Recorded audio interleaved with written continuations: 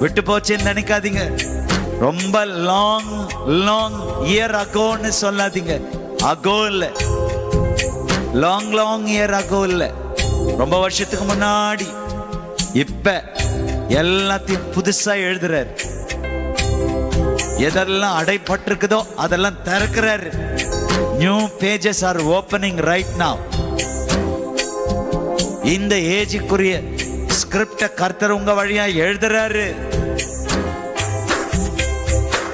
முன்மாறி மழையையும் பின்மாறி மழையையும், முன்மாறி மழையையும் பின்மாறி மழையையும் எங்கள் மேல் பொழிய செய்பவரே,